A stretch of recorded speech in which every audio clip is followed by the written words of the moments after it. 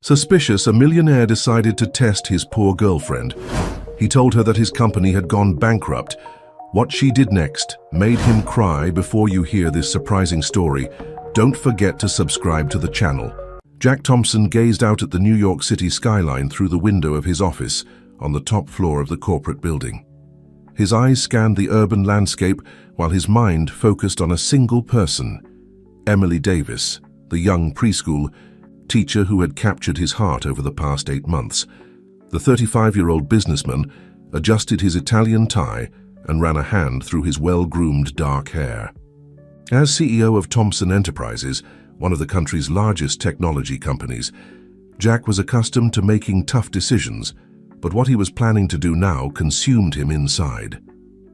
"Mr. Thompson, your 2 p.m. meeting is confirmed," his secretary announced over the intercom. "Thank you, Sarah. Please cancel it. I have a personal matter to attend to." Jack picked up his cell phone and reread Emily's latest message. "Can't wait for our dinner tonight, love. I have a surprise for you." The message was accompanied by heart emojis, something that always made him smile, even though he considered this type of communication too informal. As he descended in the private elevator, Jack recalled how he met Emily. It was in a simple coffee shop near the school where she worked. He had stopped there by chance when his imported car had a mechanical problem. Emily was there, drinking her latte and grading student work. Her smile lit up the room in a way he had never experienced before. Emily had no idea who he was that day. To her, he was just an ordinary man having coffee. The conversation flowed naturally, and Jack found himself fascinated by the way she talked about her students, her dreams of transforming education, and her project to save money to buy a house for her parents, who had always lived in rentals. Now, 8 months later, Jack couldn't imagine his life without Emily, but a doubt gnawed at him. Did she truly love him, or was she with him because of his fortune? The question tormented him more and more, especially after his ex-fiancée 3 years ago had confessed that she was only interested in his money. On the way to his apartment in the Upper East Side, Jack mentally finalized the details of his plan. He had instructed his public relations team to prepare fake news about financial problems in the company. The story would be strategically planted in some media outlets in the coming days. In his closet, he exchanged the Italian suit for more casual clothing but still elegant. Tonight's dinner would be at his apartment, prepared by the private chef that Emily didn't yet know existed. It would be the last night of luxury before starting his test. The intercom rang, announcing Emily's arrival. Jack took a deep breath, feeling his heart race. She entered smiling, wearing a simple but elegant dress, carrying a small gift bag. "Love." Emily hugged him with that genuine enthusiasm that always disconcerted him. "I bought something special for you." Jack kissed her softly, trying to ignore the guilt that was already beginning to manifest. Emily took out a handmade photo frame from the bag, made by her school students. "The kids made it with so much love when they found out it was for you," she explained, her eyes shining. "They used recycled materials and each one contributed a drawing. Look, there's even a little heart here that Peter made." Jack held the gift, feeling the weight of simplicity and genuine affection in his hands. For a moment, he almost gave up on his plan, but the voice of distrust spoke louder in his mind. During dinner, Emily talked about her day at school, about how close she was to reaching her savings goal for her parents' house, and about her plans to implement a reading project with her students. Jack observed her, trying to decipher each expression, each gesture. "Jack, is everything okay? You seem distant today," Emily asked, placing her hand on his. "Just worried about some company matters," he replied, initiating his plan. "Things haven't been going very well lately." Emily leaned forward, her face expressing genuine concern. "Do you want to talk about it? You know you can count on me for anything." Jack felt his stomach tighten. The sincerity in her eyes was almost painful to observe, but he needed to know. He needed to be sure. "It's just some financial difficulties," he continued, studying her every reaction. "Nothing that can't be solved with time. Love, whatever it is, we'll face it together." Emily responded, squeezing his hand tighter. "You've always supported me in everything, Now it's my turn to be by your side." The rest of the evening passed with Emily trying to cheer him up, making plans and suggestions, always with that optimism that characterized her. When she left, Jack remained seated on his Italian leather sofa, looking at the handmade photo frame that now seemed out of place amidst the luxury of his apartment. In the coming days, his plan would begin to unfold. News about Thompson Enterprises' financial problems would start to circulate, and he would gradually begin to show signs of financial difficulties. Jack knew he was playing a dangerous game, but convinced himself it was necessary. What he didn't know was that this test would reveal not only the truth about Emily, but also about himself, and that the consequences would be far beyond what he could imagine. The next morning, Emily was preparing her lesson when her cell phone vibrated with a notification. It was an article from a financial news portal. Thompson Enterprises faces severe financial crisis. Her heart raced as she read the headline, immediately remembering her conversation with Jack the night before. Without hesitation, she called him. Jack answered with a tired voice, different from his usually confident tone. "I just saw the news," she said, worried. "Why didn't you tell me the situation was so serious?" "I didn't want to worry you," Jack responded, carefully playing his role. "Things are complicated. I'll have to make some cuts, maybe sell some assets." Emily felt her heart tighten. "You're not alone in this, Jack. We can think of solutions together." On the other end of the line, Jack held the phone in his luxurious office, observing the panoramic view of the city. The sincerity in Emily's voice disturbed him, but he needed to continue with his plan. Throughout the week, Jack began to implement visible changes in his lifestyle. He cancelled reservations at expensive restaurants, replacing them with more modest places. He traded his imported car for a simpler domestic model. For Emily, each change was accompanied by an explanation about expense containment and the need for liquidity. On a Saturday afternoon, as they walked through Central Park, Emily noticed that Jack seemed especially tense. "I had to let go of my driver today," he commented, keeping his eyes fixed on the path. "And I'll probably have to sell the apartment." Emily stopped walking and held his hand. "Jack, I have some savings. It's not much, but—" "No, Emily," he interrupted her abruptly. "That money is for your parents' house. I can't accept it." "My parents can wait," she insisted. "You're going through a difficult time now. We can postpone the house project." Jack felt a lump in his throat. The money Emily had saved for years, working 2 shifts, giving private lessons on weekends, all that effort to fulfill the dream of giving her parents their own home. And she was willing to give it up for him. "Besides," Emily continued, her brown eyes shining with determination, "I can take on a few more tutoring classes. I know several parents who always ask me for private lessons for their children." With each of her words, Jack felt the weight of his lie increase. Emily began to talk about possibilities for reducing expenses, suggesting that he could temporarily move to a smaller apartment, maybe even live with her in her small rented flat in Queens. "It's not as luxurious as you're used to," she smiled, "but it's cozy. We could split the expenses while you reorganize things." As they walked, Emily continued elaborating plans and alternatives. She talked about her contacts in the education field, about partnership possibilities that could help his company, about how they could save money by cooking meals at home. "You know," she said, stopping to buy water at a kiosk, carefully paying with coins she took from her wallet, "sometimes the best things in life are the simplest. Remember that picnic we had last month? It was one of our best dates and we hardly spent anything." Jack observed her every gesture, every word carefully chosen not to hurt his pride, every encouraging smile. Emily was not just offering financial help. She was offering partnership, companionship, emotional strength. That night, in his still luxurious apartment, Jack relived every moment of the day. He opened his work folder, where he kept the true company reports, showing record profits and continuous expansion. Next to it was the handmade photo frame that Emily had given him, with colorful and imperfect drawings made by her students. His phone rang.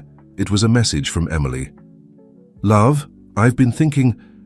I have some jewelry from my grandmother. They're not very valuable, but maybe they can help. And don't worry, we'll get through this together. I love you." Jack sat in his Italian designer armchair, feeling the weight of his charade. Emily's genuine concern, her willingness to sacrifice her own dreams to help him, was beginning to affect his determination to continue with the test. But a voice in his mind insisted that he needed to be absolutely sure. After all, his ex-fiancée had also been convincing at first. He decided he needed to take the test a little further, to test the limits of this love that seemed so true. What Jack didn't realize was that with each passing day, Emily's every gesture was not only testing her love, but also exposing his own insecurities and prejudices. The test he had so meticulously planned was beginning to reveal much more about himself than about her. The following month brought even more drastic changes to Jack's life. Following his meticulously elaborated plan, he began to dispose of valuable objects, always ensuring that Emily knew of each sacrifice. What she didn't know was that all items were carefully stored in a private warehouse. On a Sunday afternoon, Emily arrived at Jack's apartment carrying several grocery bags. She had insisted on preparing lunch, arguing that it made no sense to spend money on expensive restaurants at that moment. "I brought everything to make that lasagna you love," she announced, entering the high-end kitchen that was rarely used. "And look, I got some great deals." Jack watched her move around the kitchen with familiarity, separating ingredients and humming softly. Her hands, which normally held chalk and colored pencils, now cut vegetables with surprising precision. "I need to tell you something," she said while assembling the lasagna. "I got 2 more tutoring groups. They're on Saturdays, but the pay is really good."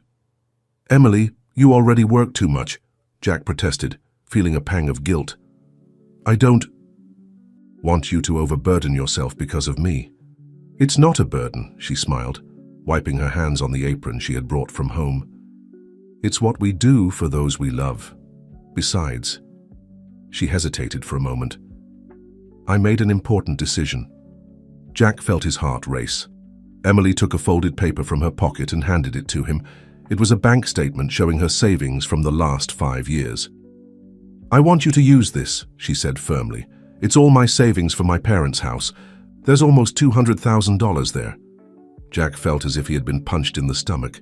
He knew exactly how much that money meant to Emily and her parents, who lived in a rented house in a simple neighborhood in Queens. "I can't accept it," he said, trying to return the paper. "Yes, you can," Emily insisted, holding his hands. "My parents will understand. You know they adore you. When I told them about the company's situation, do you know what my mom said? That family is for times like these." Jack sat heavily on the kitchen stool, feeling the weight of his actions more than ever. Emily continued talking while finishing, preparing lunch. "I talked to them yesterday. Dad even suggested selling his car to help. Of course we won't accept that, but do you see how much they care about you?" The lasagna was in the oven when Emily took her purse and pulled out another envelope. "There's one more thing," she said, carefully opening the envelope. "These are my grandmother's jewels. They're not very valuable, but—" Jack couldn't continue, looking. The jewelry was simple but carried stories from 3 generations of Emily's family.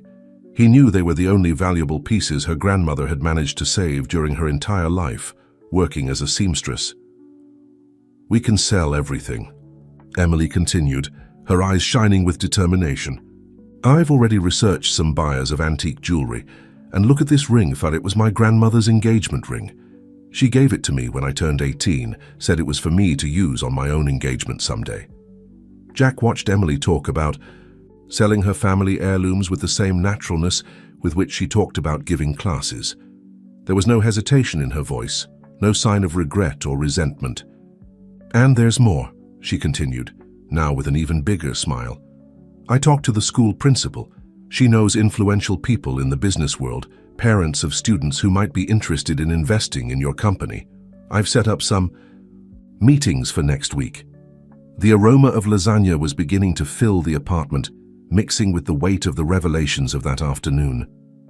Emily had not only offered her savings and family heirlooms, but was actively seeking solutions, mobilizing her network of contacts, reorganizing her life to help him.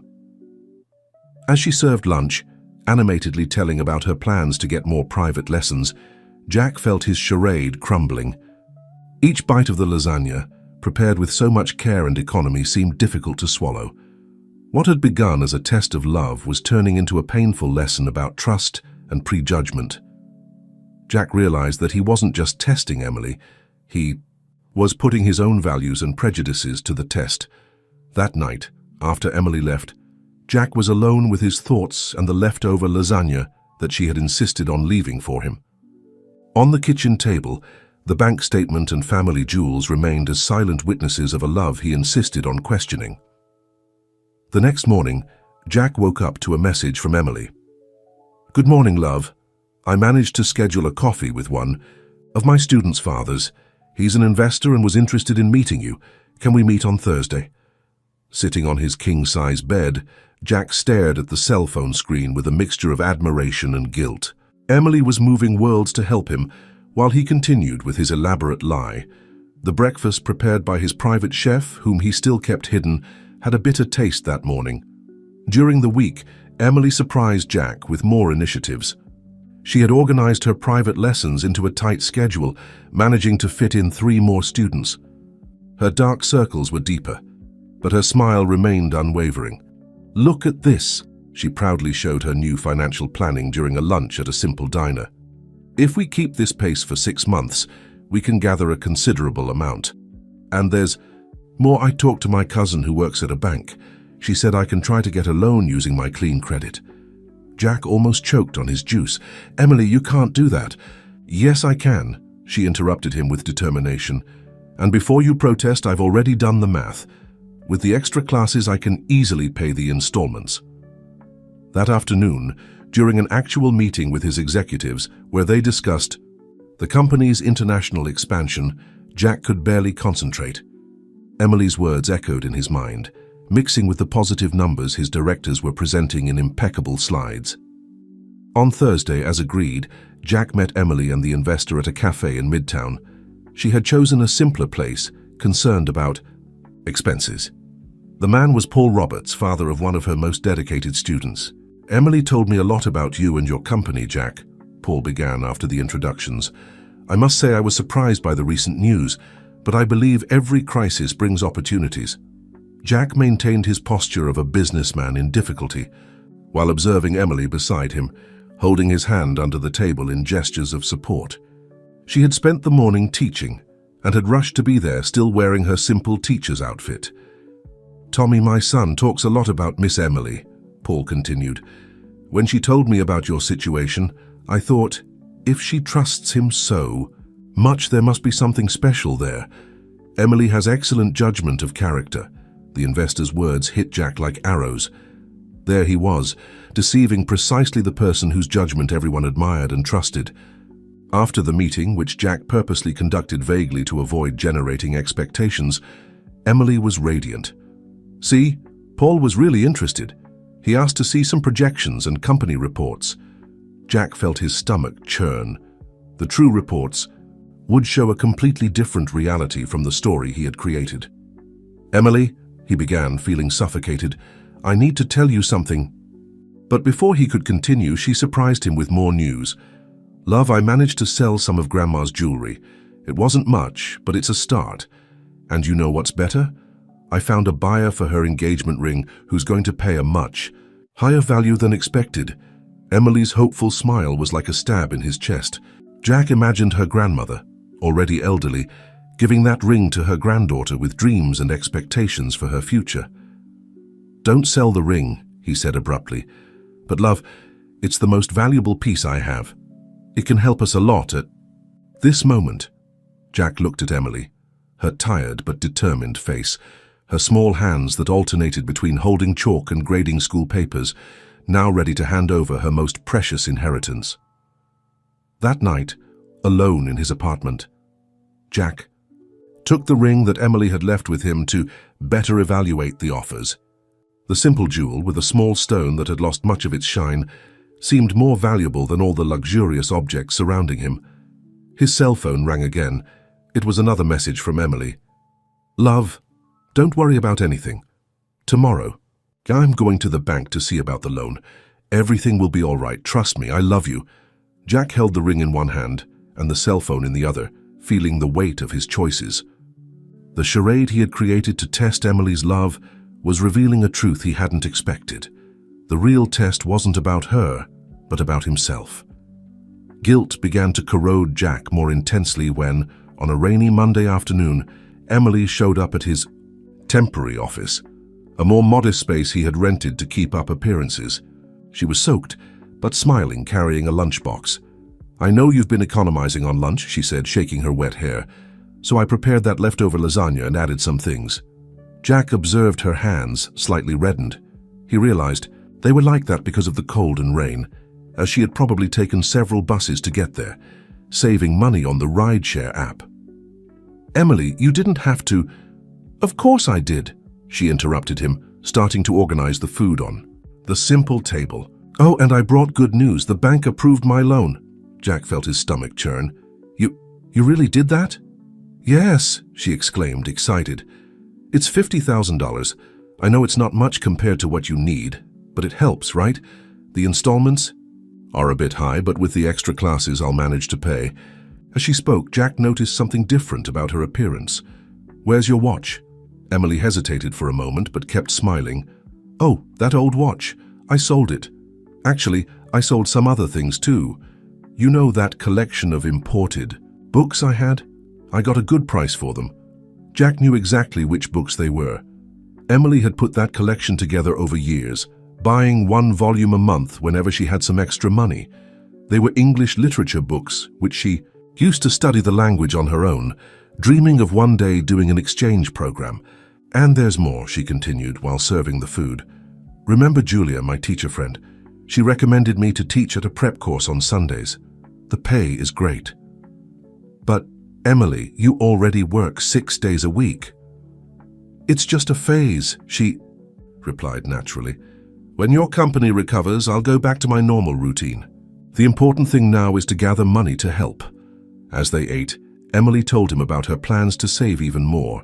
She had cancelled her gym membership, her streaming subscription, and was thinking about moving to a smaller apartment to reduce rent. "You know what's funny?" she commented between bites. "This whole situation is making me see how we can live with less. Sometimes I feel bad for not being able to give you more financial support." "You're already doing much more than you should," Jack interrupted, his voice choked. "Come on, love, it's the least I can do. You've always been so generous with me, taking me to expensive restaurants, giving me gifts. Now it's my turn to give back." Jack watched Emily eat happily, telling him about her students, about how excited she was about the Sunday course, about her plans to maybe take on a few more private lessons during the week. After lunch, before leaving for her next class, she took an envelope from her bag. "I almost forgot. I managed to sell more of Grandma's jewelry. It wasn't much, but—" Jack couldn't take the envelope. His hands were shaking. "I have to go now," Emily said, looking at the imaginary watch on her wrist where the one she had sold used to be. "I have to catch 2 buses to get to school on time. I'll call you later." She kissed him affectionately and left, facing the rain falling outside again. Jack remained seated, looking at the envelope on the table and at the remains of the lunchbox she had brought. His cell phone rang.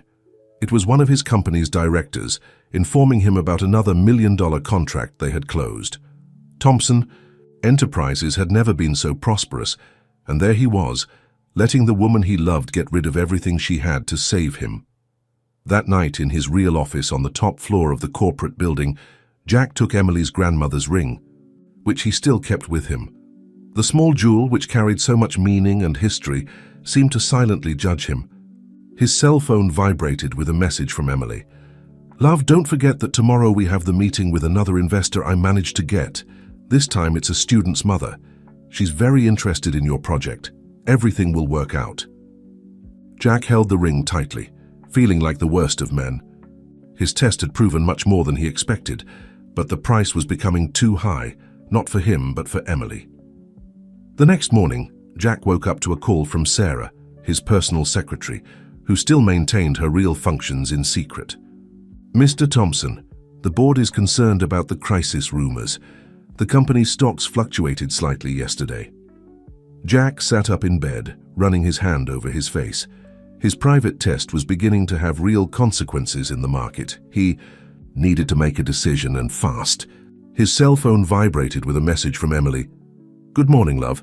I spent the night preparing a presentation for you to use in today's meeting. I'm not an expert in business, but I tried to highlight your company's strengths." Minutes. Later, another text. "Oh, and I managed to advance the payment for some private lessons. It's not much, but it helps." Jack arrived at the cafe where the meeting would take place 20 minutes before the agreed time. He wore a simpler suit, which he had bought especially to maintain his facade of a businessman in difficulties. Emily was already there, organizing some papers on the table. "Love, you won't believe it," she exclaimed when she saw him. Mrs. Anderson, Sophia's mother, brought 2 more potential investors. They're super interested in the company's potential. Jack felt his heart tighten as he saw Emily's eyes shining with hope. She was wearing her best outfit, an ensemble that he knew she saved for special occasions at school. Her hair was tied in an elegant bun, but he noticed that she was no longer wearing the earrings she loved so much, probably another item sold to help him. The meeting started punctually. Mrs. Anderson, a respected businesswoman, brought with her 2 partners from her business group. Emily had prepared a surprisingly professional presentation highlighting Thompson Enterprises' strengths and its potential for recovery. "What impresses me the most," said Mrs. Anderson, "is how you kept the team united even during the crisis. That demonstrates exceptional leadership." Jack swallowed hard, knowing that his team was actually more productive than ever, completely unaware of the charade he had created. "And Emily told us about the containment measures you've been taking," continued one of the partners. "Selling your luxury car, moving to a smaller office. These are attitudes that demonstrate commitment to the company's recovery." Throughout the meeting, Emily held his hand under the table, gently squeezing it in the most tense moments. She had memorized numbers and statistics from the sector, preparing herself to support him in any questioning. When the business people asked to see some more detailed financial reports, Jack felt cold sweat running down his back. Emily, noticing his discomfort, quickly intervened. "Actually, I prepared a summary of the main indicators here," she said, handing out some sheets. "And I have a suggestion for a schedule to present the complete reports next week." After the meeting, which ended with vague promises of new encounters, Emily was radiant. "They seemed really interested," she celebrated. "And you know what's better? Mrs. Anderson told me she has some more contacts that can help. Oh, and I almost forgot." She opened her purse and took out an envelope. "I managed to sell my laptop. I bought a simpler one. The difference is here. It's not much, but..." Jack felt something inside him break. The laptop was her work tool, used to prepare her lessons and do research for her private classes. "How are you going to prepare your lessons?" he asked, his voice failing. "Oh, I can use the school computer," she answered simply. "And I bought a basic laptop. It's enough. The important thing is that I got some extra money to help." At that moment, observing Emily carefully storing the presentation papers in her already worn bag, Jack realized that his test had gone too far. She was literally getting rid of everything she had, piece by piece, to help him. "Emily, I need to run," she interrupted him, looking at the clock on the cafe wall. "I have 2 private lessons this afternoon, and tonight I start at the prep course. But first I need to stop by the bank to sign some loan papers." She kissed him quickly and left hurriedly, her small and determined figure disappearing among the pedestrians on the sidewalk. Jack remained seated, looking at the envelope with the laptop money, feeling the weight of every lie he had told in the past weeks. His cell phone rang again. It was Sarah, informing him about another $1 million contract closed that morning. The irony of the situation hit him like a slap. While his company was breaking profitability records, the woman he loved was selling everything she had, piece by piece, to try to save him from a crisis that didn't exist. It was a Thursday when everything changed. Jack was in his real office reviewing some documents when he received a call from Emily. Her voice was different, choked, but still trying to maintain her characteristic optimism. "Love, can you meet me at the cafe near the school? Something happened that I need to tell you in person." 20 minutes later, Jack found her sitting at a table in the back of the simple cafe. Her hands were holding a glass of water, and her eyes were slightly red. "What happened?" he asked, sitting across from her. Emily took a deep breath before speaking. "Remember I had mentioned about moving to a smaller apartment? Well, I found a place. Actually, it's not really an apartment." Jack felt his heart tighten. "It's a room with a bathroom in a boarding house," she continued, forcing a smile.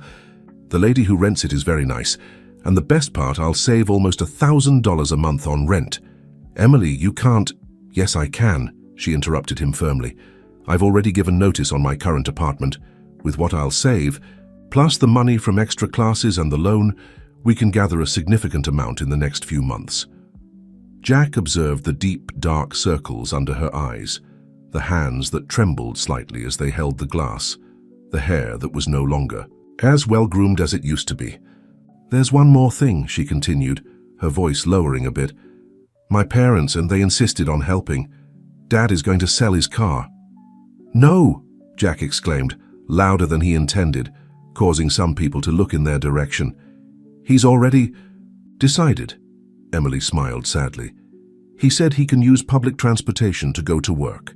The auto shop where he works isn't that far from home." Jack knew Emily's father's car, an old Chevy bought with so much sacrifice, which the man kept, impeccable with pride. It had been his means of transportation to work at the auto shop for more than a decade. "And Mom," Emily continued, her voice faltering a little, "she's going to sell her sewing machines, those old ones, you know, the ones she uses for extra weekend work." Jack felt as if all the air had been sucked out of the room. The sewing machines had been the family's source of extra income for years. Emily's mother did small repairs and adjustments to supplement the family budget. "They said that family is for times like these." Emily wiped a discreet tear. "And that? You're already part of the family." At that moment, an older woman approached their table. It was Mrs. Johnson, the janitor at the school where Emily worked. "Miss Emily," the woman exclaimed affectionately, "you dropped this yesterday." She held out a folded paper. Jack immediately recognized it. It was a blood donation flyer. "Oh, thank you, Mrs. Johnson," Emily replied, quickly putting the paper in her purse. After the woman walked away, Jack asked, "Are you donating blood?" Emily blushed slightly. "Actually, I found out they pay for plasma donation. It's not much, but if I go twice a week..." Jack felt his stomach churn. The image gave Emily, who was already visibly tired, donating plasma to get more money to help him, was the last straw. "And you know what's funnier?" she continued, trying to keep a light tone. "When I was little, I was always afraid of needles. Now I don't even feel them anymore." Her words were interrupted by the sound of Jack's chair being abruptly pushed back. He had stood up, his face pale, his hands shaking. "Jack, is everything okay?" "No," he answered, his voice hoarse. "Nothing is okay. I need to tell you something." Emily looked at him with concern, reaching out her hand across the table to touch his. Jack noticed that she had taken off the ring he had given her months ago, probably another item, sold to help him. "What is it, love? You're scaring me." Jack looked at that woman in front of him, the woman who was willing to sell everything, move to a boarding house, donate plasma, work non-stop, all to help him. The woman whose parents were ready to sell their work tools for him. The woman who, even exhausted, still maintained a hopeful smile on her face. "I need to tell you the truth," he finally said, his voice trembling. "The whole truth." The cafe was almost empty at that time of the afternoon. The noise of the coffee machine in the background seemed deafening in the silence that followed. Jack's words. "What truth?" Emily asked, her face showing a mixture of concern and confusion. Jack took a deep breath, feeling the weight of every lie he had told in the past weeks pressing on his chest. His hands trembled on the cafe table. "The company, it's not in crisis," he began, his voice low and shaky. "In fact, it never was.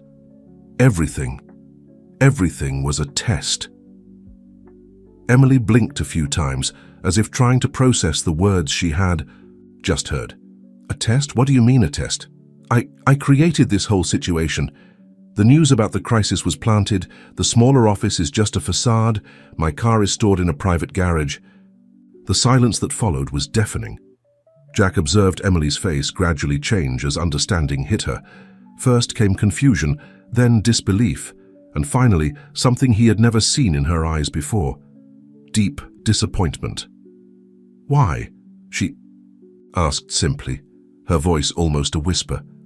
"I needed to be sure that you were with me for me, not for the money." The words came out rushed. "After what happened with my ex-fiancé." "So you decided to test me," Emily interrupted, her voice trembling. "Like an experiment?" "Emily, do you have any idea?" She took a deep breath, trying to control her emotion. "Do you have any idea what I've been through in the past few weeks? The sleepless nights worrying about you. The fear of seeing you lose everything you've built?" Jack tried to reach for her hand across the table, but she quickly withdrew it. "My parents," Emily continued, tears starting to roll down her face. "My dad is going to sell his car tomorrow. That car that took him 5 years to be able to buy, and my mum, she's already started advertising her sewing machines. I'll explain everything to them," Jack tried to intervene. "I'll compensate them." "Compensate?" Emily laughed humorlessly. "You think it's about money? You think you can just write a check and erase what you did?" She took her purse and started taking out envelopes, placing them one by one on the table. "Here's the money from selling my laptop. Here from my grandmother's jewelry. This is from my watch. This from my savings for my parents' house. Emily, please, you know what's worse," she continued, her voice choked. "I was happy to be able to help you, even selling everything I had, even moving to a boarding house, even donating plasma. I was happy because I thought I was doing something for someone I loved and trusted." Jack felt each word like a stab. "But now I understand," she stood up, grabbing her purse. "You never trusted me. From the beginning, you were testing me, observing me, waiting for me to prove something. I was wrong," Jack admitted, his voice breaking. "I realized that weeks ago, but I didn't know how to stop." "You could have stopped when you saw me sell my grandmother's jewelry, or when you knew I was donating plasma, or when my parents offered to sell everything they had to help you." Emily wiped the tears with the back of her hand. "But you continued. You continued to see me destroy my life, sell my things, end my savings, all to prove a point." She picked up her purse and turned to leave, but stopped for a moment. "You know what's ironic?" she said without looking back. "You wanted to be sure that I wasn't with you for money, but it was you who reduced our relationship to that. It was you who decided that my love needed to be measured in dollars." With those words, Emily left the cafe, leaving Jack sitting alone looking at the envelopes on the table, the material evidence of a love he had questioned and in the process possibly destroyed. His cell phone vibrated. It was a message from the bank confirming another $1 million transaction for the company. The irony of the situation hit him with full force. In his obsessive quest to prove the value of Emily's love, he had only proven his own insecurities and prejudices. In the days that followed, Jack found himself in a whirlwind of emotions and consequences. Emily's silence was deafening. No calls, no messages, nothing. He tried to contact her countless times, but all his attempts were fruitless. At the company, things were also starting to crumble. The rumors of the supposed crisis, which Jack had planted, were now taking on a life of their own. Investors began to ask questions, business partners expressed concern, and the financial press speculated about the future of Thompson Enterprises. On a particularly tense morning, Jack was summoned for an emergency meeting with the board of directors. "Jack, what the hell is going on?" asked William Vance, the oldest member of the board. "We have reports showing record profits, but the market is panicking, thinking we're on the brink of bankruptcy."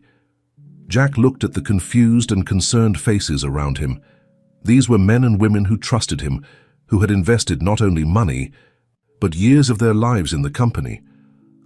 I made a terrible mistake," he began, his voice trembling slightly. In the following minutes, Jack confessed everything. He explained about his plan to test Emily, about the fake news he had planted, about how the whole charade had gotten out of control. The silence that followed was oppressive. The board members stared at him with a mixture of disbelief and disappointment. "Do you have any idea what you've done?" Carla Mendez, the financial director, finally spoke. "You not only compromised the company's reputation, But you put at risk the livelihood of thousands of employees. Carla's words hit him like a punch to the stomach. In his obsession with testing Emily's love, he had completely forgotten about the lives that depended on the company's stability. "We're going to need an immediate crisis management strategy," said Robert Almeida, the communications director. "And you, Jack, will have to come forward and explain this situation." In the weeks that followed, Jack found himself at the center of a media storm. The story of the billionaire CEO who faked a crisis to test his girlfriend spread like wildfire. Newspapers, TV shows, and social media talked about nothing else. Thomson Enterprises took a hard hit. The stock plummeted, contracts were suspended, and market confidence was shaken. Jack worked tirelessly to try to repair the damage, but he knew that some wounds would take a long time to heal. In the midst of all this professional chaos, it was Emily's absence that tormented him the most. He had tried everything: flowers, letters, messages. He even went to the school where she worked, only to find out that she had requested temporary leave. It was on a rainy afternoon, almost a month after the revelation at the cafe, that Jack finally got a glimpse of Emily. He saw her coming out of a bank in the city center. His heart raced when he saw her, but what he noticed next left him devastated. She looked exhausted, thinner, and was carrying a stack of documents that he recognized as loan papers. At that moment, Jack realized the full extent of the damage he had caused. Emily wasn't just dealing with a broken heart, but also with the financial consequences of his actions. The loan she had taken out to help him, the savings she had spent, the things she had sold. He watched her get on a crowded bus, disappearing, among the crowd of workers returning home at the end of the day. The scene was a stark contrast to the life they had together just a few weeks ago. Back in his luxurious apartment, Jack sat on his Italian leather sofa, holding the handmade photo frame that Emily had given him, the only item he didn't have the courage to hide during his charade. The smiling faces of Emily's students stared at him, reminding him of the purity and sincerity he had questioned and, in the process, possibly destroyed. His phone rang. It was Sarah, his secretary, informing him about another emergency meeting with the shareholders. Jack hung up the phone without answering. For the first time in his life, he felt truly lost. His business empire was shaking, his reputation was in tatters, but it was the loss of Emily and the trust she had placed in him that devastated him the most. On the coffee table, next to the photo frame, was Emily's grandmother's small engagement ring, the last item she hadn't sold and which Jack didn't have the courage to return. Looking at that simple jewel, Jack realized that, in his obsessive quest to prove the value of Emily's love, he had lost the most valuable thing he had ever possessed. The weeks turned into months, and Jack found himself on a journey he never imagined he would take. Thomson Enterprises, though shaken, slowly began to recover. Jack had implemented a series of unprecedented transparency measures in the company in an attempt to restore the confidence of the market and employees. But while his professional life was gradually stabilizing, his personal life remained in ruins. Emily remained unreachable, and guilt consumed him day after day. It was on a Sunday afternoon, while walking aimlessly through Central Park, that Jack had an epiphany. He observed families having picnics, couples holding hands, children running and laughing. The simplicity and joy of those scenes hit him deeply. At that moment, Jack realized that his obsession with control and his need to prove Emily's love came from a place of deep insecurity. It wasn't about the money. It was about his own inability to trust, to truly surrender to a relationship. With this realization, Jack decided that he needed to change, not just for Emily, but for himself. He began attending therapy, something he had always considered unnecessary in the past. In the sessions, he explored his insecurities, his fear of abandonment, and the pressure he felt to always be in control. In parallel, Jack initiated a personal reparation project. He started with Emily's parents. After weeks of trying to make contact, he finally managed to get a meeting with them. "I know that nothing I say can undo what I did," Jack said, sitting in the simple living room of Emily's parents' house. "But I came here to try to repair somehow the damage I caused." He explained his plan. He wanted not only to return the money from the car that Emily's father had sold and her mother's sewing machines, but also to help them realize their dream of owning their own home. "We don't want your money," Emily's father said firmly. "What you did to our daughter." "I know," Jack interrupted him, his voice choked, "and I understand if you never forgive me. But please accept this not as a payment, but as a sincere attempt to correct a mistake. I do this not to redeem myself, but because it's the right thing to do." After much discussion and hesitation, Emily's parents finally accepted. Not for the money itself, but for the sincerity they saw in Jack's eyes. In the following weeks, Jack dedicated himself to repairing the damage he had caused in Emily's life, even without having direct contact with her. He discovered that she was still paying the loan she had taken out to help him, and anonymously paid off the debt. He also managed, through contacts, to recover some of her grandmother's jewelry that she had sold, discreetly returning them. Jack also got involved in social projects, especially those focused on education, Emily's passion. He donated computers to the school where she worked and created a scholarship fund for underprivileged students. Months passed, and although Jack had no direct news from Emily, he continued his journey of self-discovery and reparation. He learned to find satisfaction in simple things, to value genuine connections, and to be true to himself and others. It was on an autumn afternoon, almost a year after the incident at the cafe, that fate put them face to face again. Jack was leaving a meeting with the principal of the school, where he had implemented the scholarship program, when he saw Emily in the hallway. Their eyes met, and for a moment, the world seemed to stop. Emily looked different, stronger, more confident.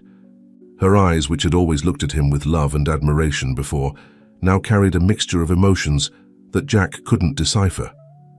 "Hi," he said simply, his heart racing. "Hi," she responded, her voice calm but with a slight tremor. The silence that followed was loaded with unspoken words, regrets and possibilities. Jack knew that this moment could be his last chance, and for the first time in his life, he decided to be completely vulnerable and honest. "Emily," he began, his voice low and sincere, "I know it's probably too late and that you may never be able to forgive me, but I want you to know that every day since that afternoon at the cafe has been a journey of regret, self-reflection, and change for me. I'm not here to ask for a second chance, but to say that you taught me the true meaning of love and trust, even if I realized it too late." Emily observed him for a long moment, her eyes filling with unshed tears. Finally, she spoke.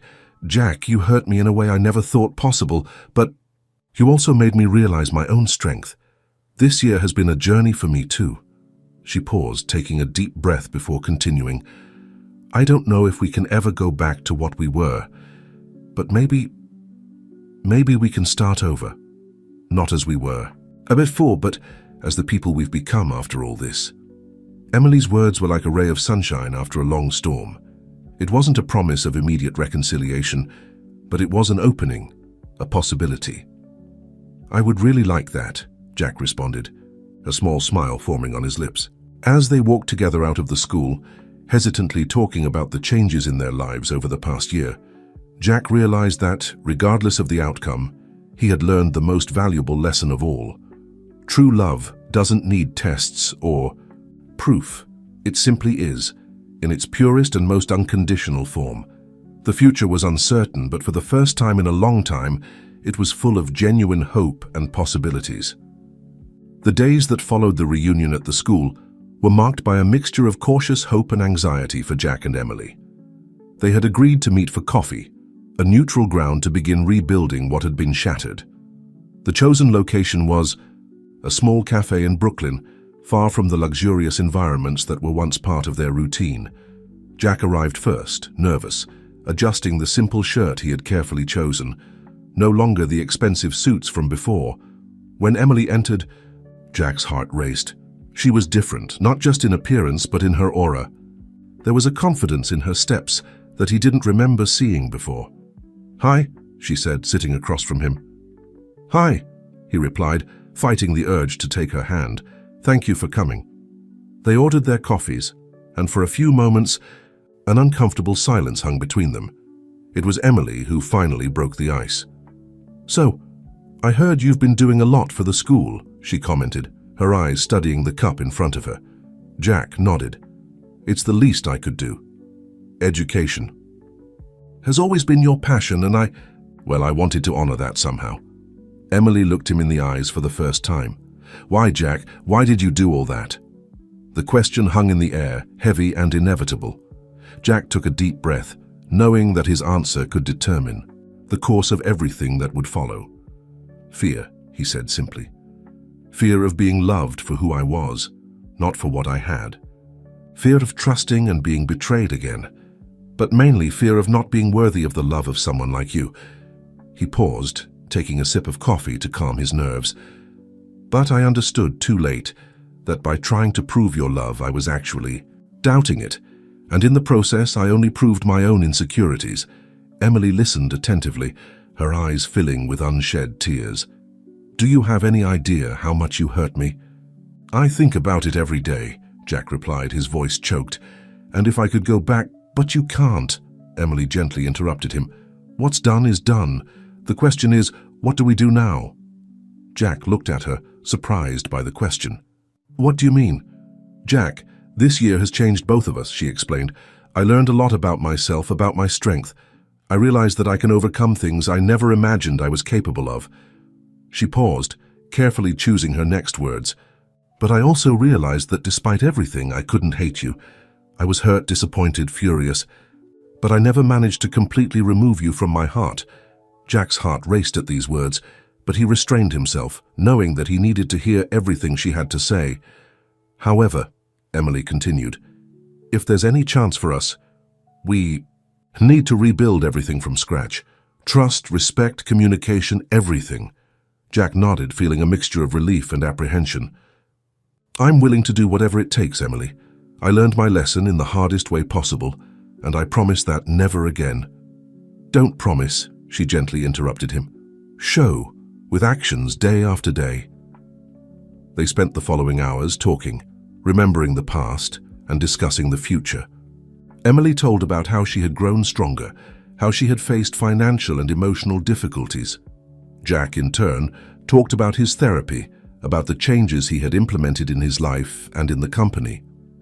When they finally left the cafe, it was already night. They walked side by side through the illuminated streets of Brooklyn, the silence between them now more comfortable. "Can I call you tomorrow?" Jack asked hesitantly when they reached the point where their paths would separate. Emily smiled slightly. "You can. But let's take it slow, okay? One step at a time." Jack nodded, feeling a wave of hope wash over him. As he watched her walk away, he realized that this wasn't an instant happy ending, but the beginning of a journey of rebuilding, renewed trust, and perhaps a stronger and truer love than they had ever experienced. The path would be long and at times difficult, but for the first time in a long time, Jack felt he was on the right track. With Emily by his side, even if at a distance for now, he was ready to face any challenge that came his way. In the weeks that followed the meeting at the cafe, Jack and Emily began a careful dance of reconnection. Their interactions were marked by a mixture of familiarity and novelty, as if they were getting to know each other again, but with the weight of their shared history always present. Jack kept his word to take things slow. His calls were brief, but consistent. He asked about Emily's day, listened attentively to her stories about the school and students, and shared small details about his own personal and professional progress. A month after their reunion, they scheduled a second meeting. This time it was Emily who suggested the location, a small park near the school where she worked. "I thought we could have a picnic," she proposed on the phone. "Something simple, you know." Jack agreed immediately, feeling a wave of nostalgia as he remembered the picnics they used to have at the beginning of their relationship. On the agreed day, Jack arrived at the park, carrying a simple but carefully prepared basket. There were sandwiches, fruits, and even the homemade cookies that Emily loved so much. He had asked her mother for the recipe and tried to make them himself, with surprisingly good results. Emily arrived shortly after, carrying a thermos with coffee. "I thought you might like this," she smiled, showing the thermos. They sat on a bench under a large tree, the autumn sun filtering through the leaves. For a moment, they sat in silence, just appreciating the landscape and each other's company. "How are things at school?" Jack asked, breaking the silence. Emily smiled, her eyes lighting up as they always did when she talked about her work. "They're going well. You know that reading project I wanted to implement? We finally managed to start it." Jack listened attentively as she described the project, how the children were responding, the challenges she faced. He found himself admiring not just what she was saying, but how she was saying it, the passion in her voice, the sparkle in her eyes. "And you?" she asked after a while. "How are things at the company?" Jack hesitated for a moment. "They're different. We've implemented several changes. More transparency, more focus on social responsibility. It hasn't been easy, but I feel we're on the right track." Emily observed him carefully. "You seem different when you talk about the company now." "That's because I am different," Jack admitted. "Before it was all about numbers, profits, expansion. Now I'm trying to build something with more purpose." They continued talking, sharing stories from their days, laughing at small anecdotes. At times it was almost like before, the ease of conversation, the comfort of each other's presence. But there was also a new layer of caution, of vulnerability. As the sun began to set, painting the sky in orange hues, Jack felt it was time to address the elephant in the room. "Emily," he began, his voice serious, "I know we still have a long way to go, but I want you to know that I'm committed to this, to us." Emily looked him in the eyes, her expression soft but cautious. "I know, Jack, and I appreciate that, but... She took a deep breath before continuing. "But I'm still afraid to trust completely again, afraid of getting hurt. And I know you must have your fears too." Jack nodded, feeling a lump in his throat. "I do. Afraid of not being worthy of your trust, of making the same mistakes." Emily reached out, lightly touching his hand. It was the first physical contact they had shared since the reunion, and Jack felt as if an electric current ran through his body. "I think it's normal for us to be afraid," she said softly. "The important thing is not to let fear paralyze us. We can be afraid and still move forward one step at a time." Jack intertwined his fingers with hers, feeling a wave of gratitude and hope. "One step at a time," he repeated.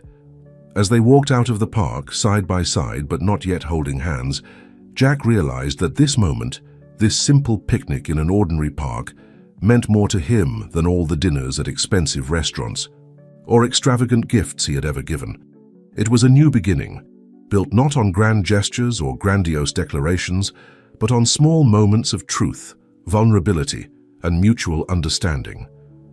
And for the first time in a long time, Jack felt that he was exactly where he should be, walking beside the woman who had taught him the true meaning of love and forgiveness.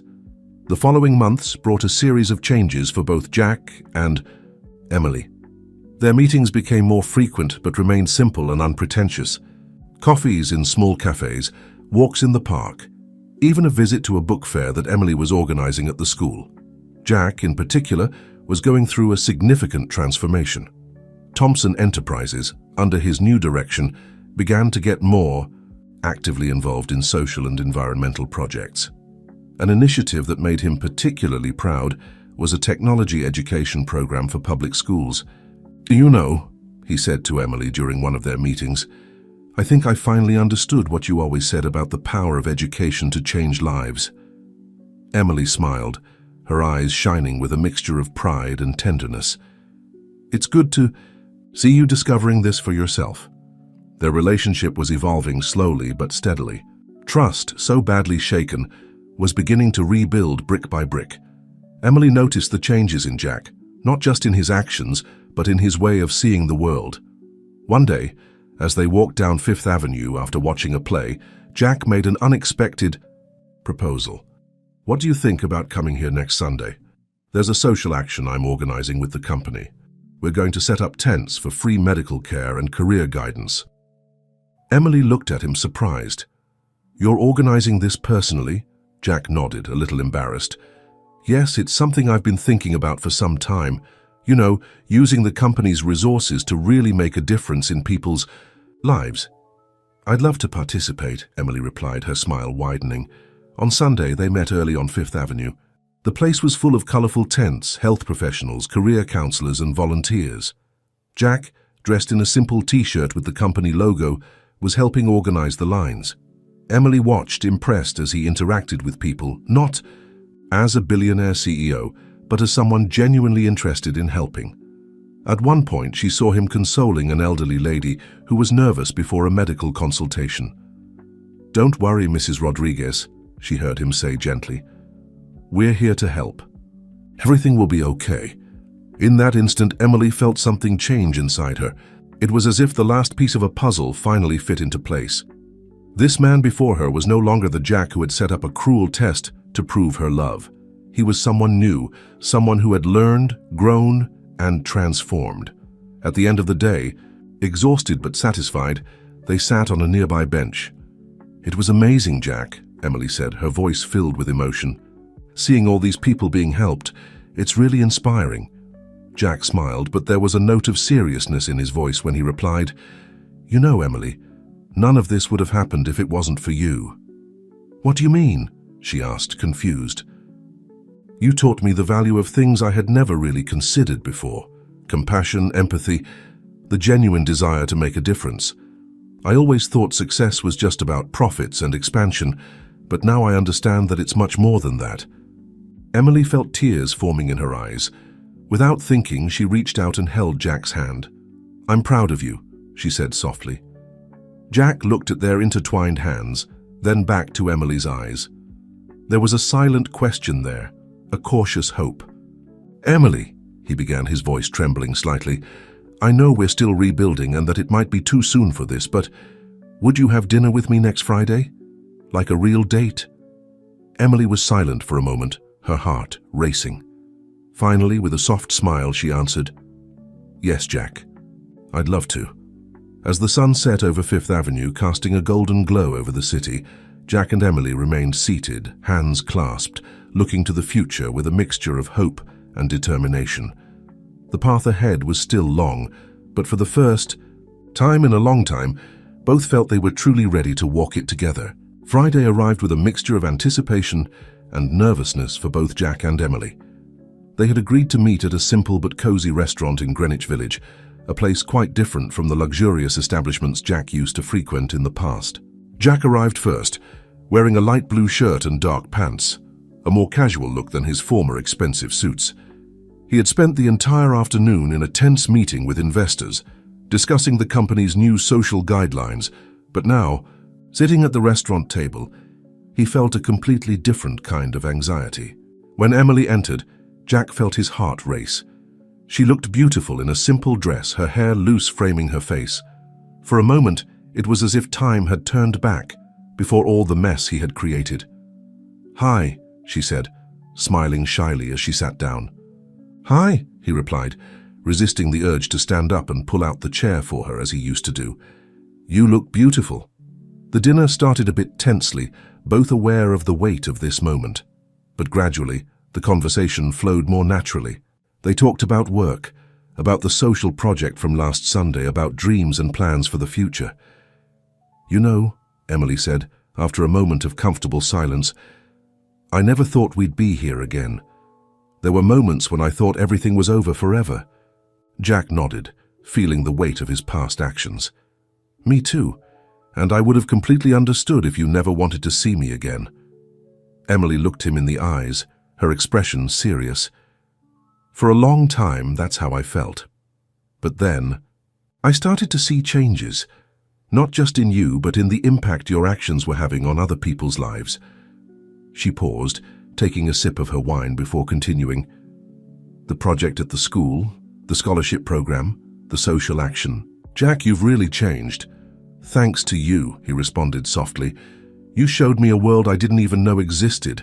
A world where success isn't measured just by numbers in a bank account, but by the positive impact we can have on others' lives." Emily smiled, but there was a shadow of concern in her eyes. "Jack, I'm still afraid sometimes, afraid to trust completely again." Jack reached out across the table, gently touching her hand. "I understand, and I want you to know that I'm willing to regain your trust, no matter how long it takes. Day after day, action after action." They remained silent for a moment, their hands joined on the table. It was Emily who finally broke the silence. "Remember our first fight, when you wanted to give me that super expensive necklace, and I said, I preferred something more meaningful?" Jack laughed softly. "How could I forget? It was the first time someone said no to an expensive gift from me." "Well," Emily continued, a mischievous glint in her eyes, "do you know what I really wanted back then?" "What?" "For you to come with me on one of my school field trips, spend an entire day with 5-year-olds playing in the park, telling stories." Jack felt a wave of regret as he realized how many opportunities he had missed in the past. But then an idea came to his mind. "Emily," he said, gently squeezing her hand, "I know I can't go back and change the past, but what if we started over?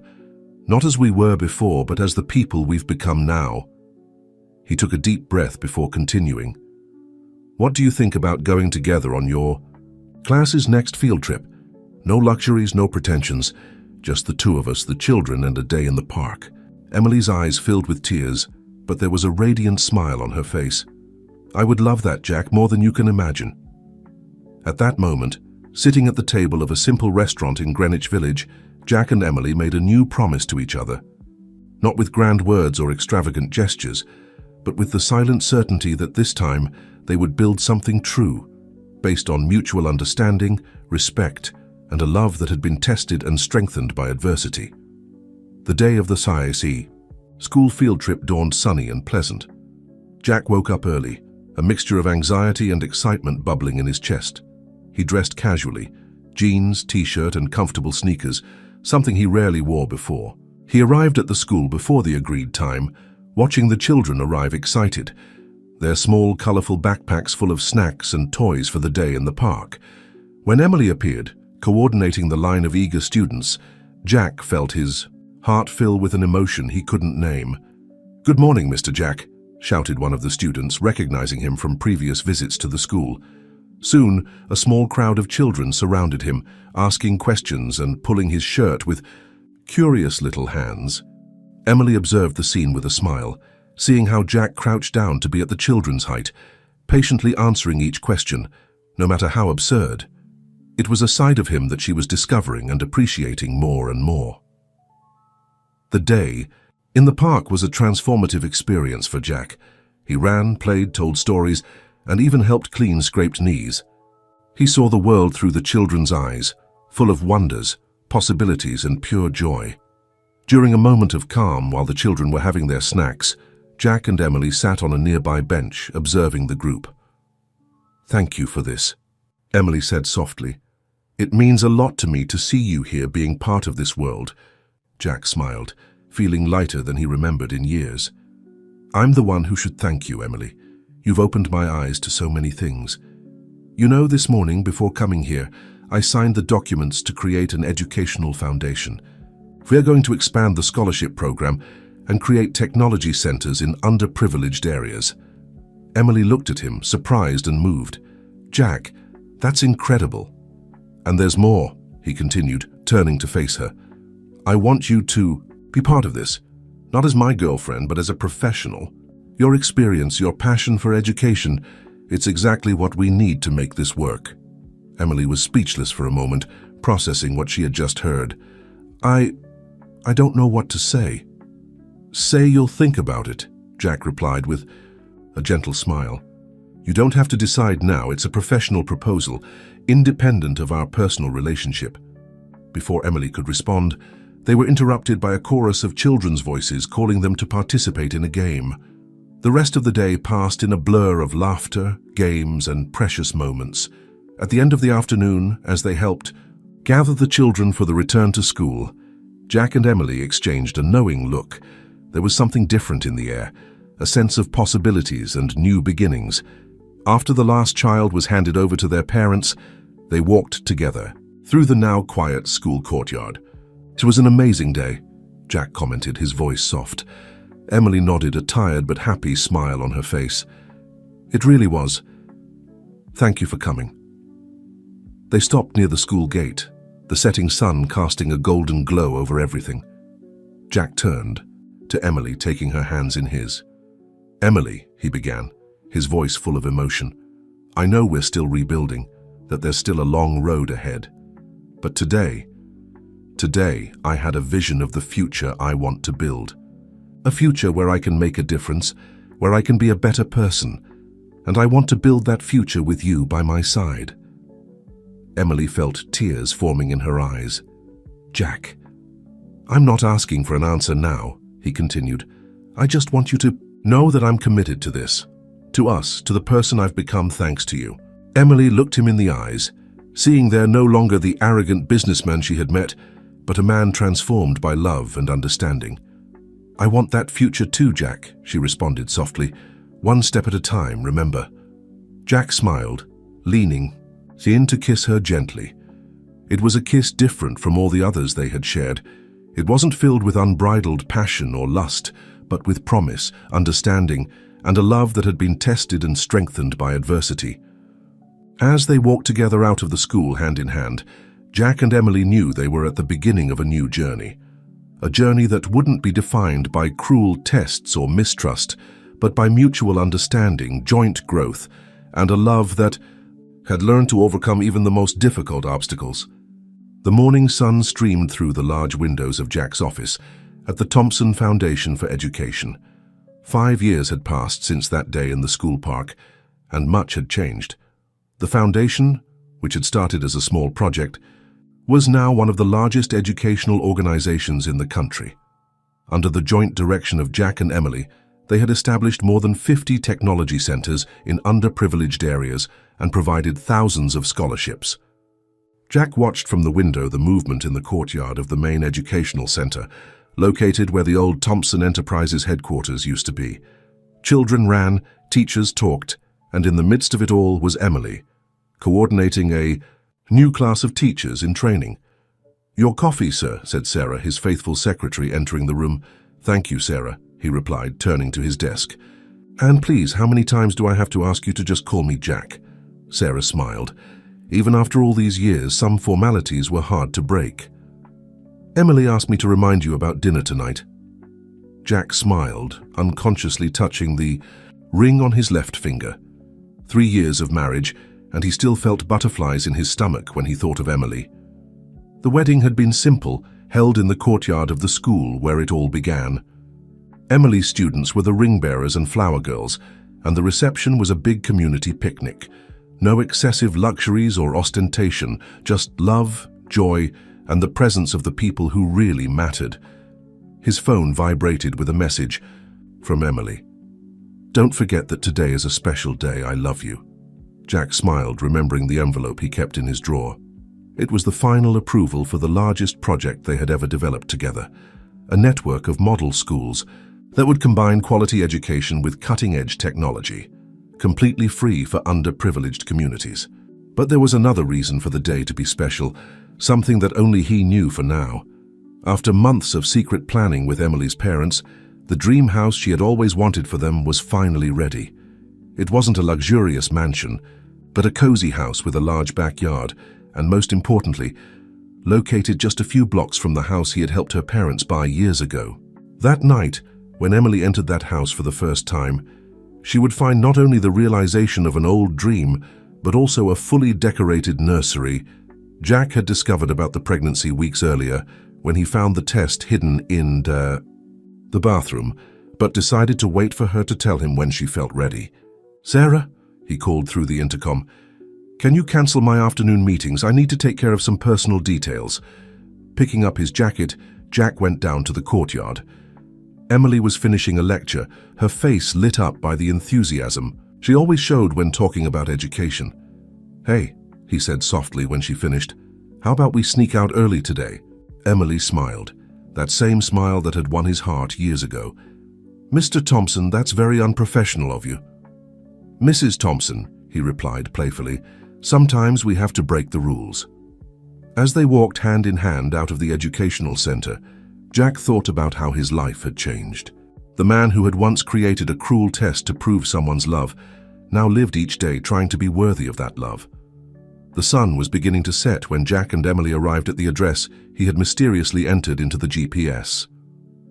Throughout The journey, Emily had tried to guess where they were going, but Jack maintained the secret with an enigmatic smile.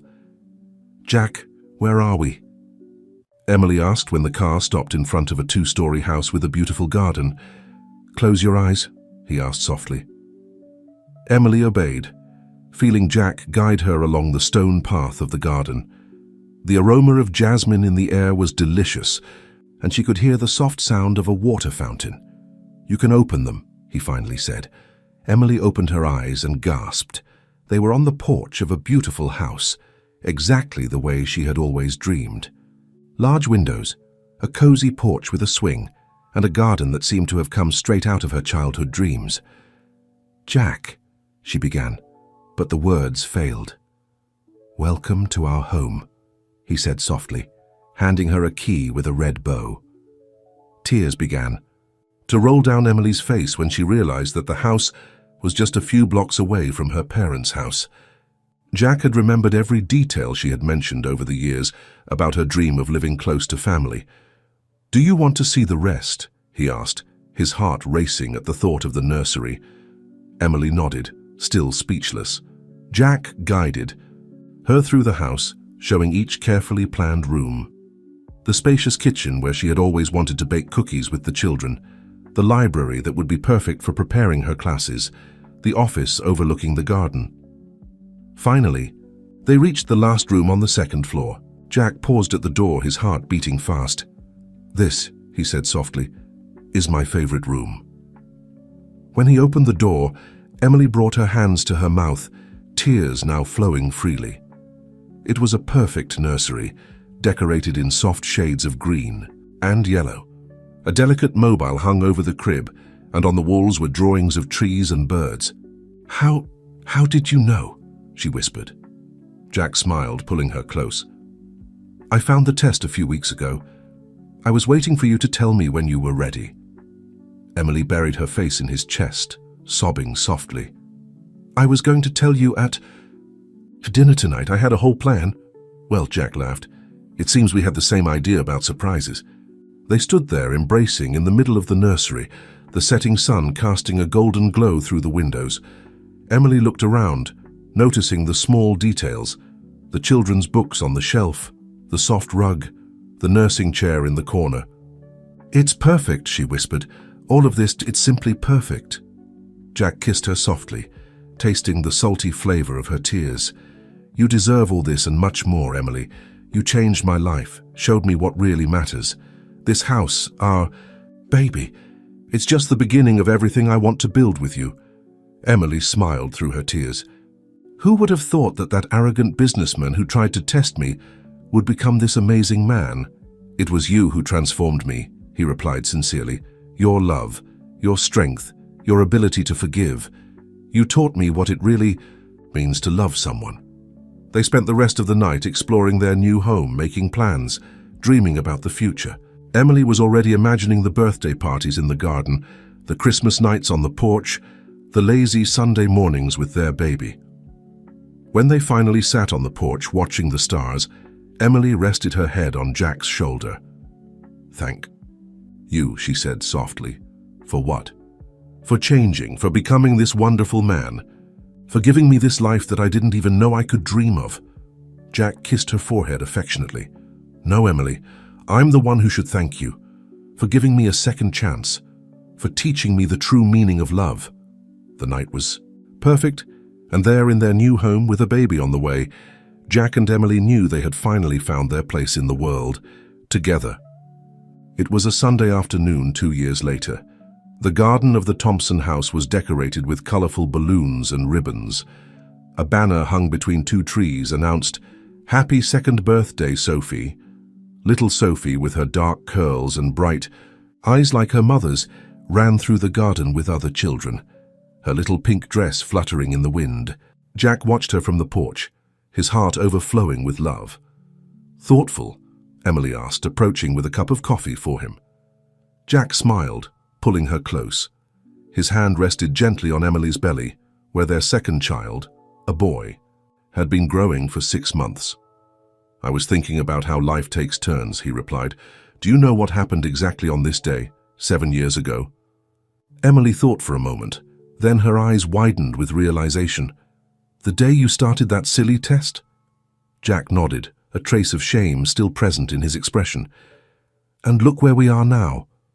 The garden was full of life.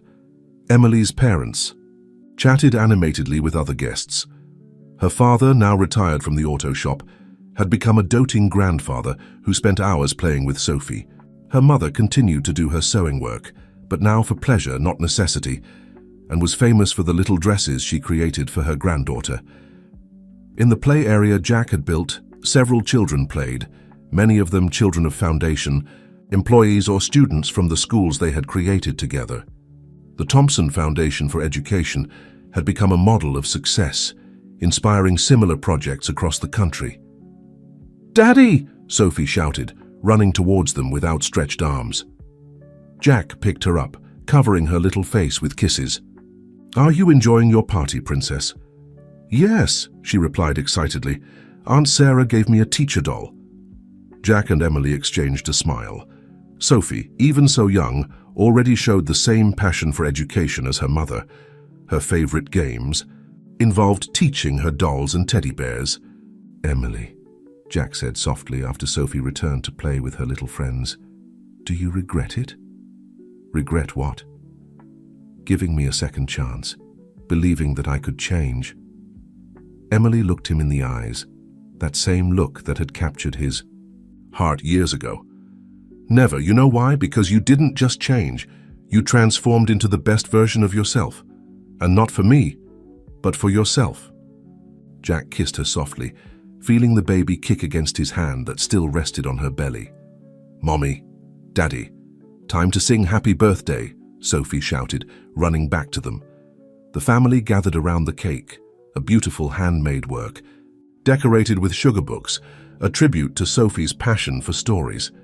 As everyone sang Happy Birthday, Jack looked around, feeling deep gratitude. There was his family, not just Emily, Sophie, and the baby on the way, but everyone who was part of their lives. Emily's parents, who had forgiven him and accepted him as a son. Sarah, who besides being a secretary had become a dear friend. The teachers and students of the foundation, who shared their dreams of a better world through education. When Sophie blew out the candles, making everyone applaud, Jack realized that his life had come full circle. The man who once thought he could buy and test love had transformed into someone who understood that true love, whether for a woman, for a daughter, or for humanity, was something built day by day, with actions, respect, and dedication. "What are you thinking about?" Emily asked, noticing his distant look. "About how grateful I am," he replied, kissing her forehead. "Grateful that you taught me that true love doesn't need tests. It simply is." Emily smiled, intertwining her fingers with his. "And it will continue to be, my love. Always." The sun was beginning to set on the horizon, casting a golden glow over the garden. Sophie ran with her little friends, her musical laughter filling the air. The baby moved in Emily's belly, as if he also wanted to participate in the celebration. And there, in that perfect moment, Jack knew with absolute certainty, it wasn't the end of a story, but the beginning of many others. Stories of love, growth, transformation, stories that would continue to be written day after day, with love as their driving force and gratitude as their compass.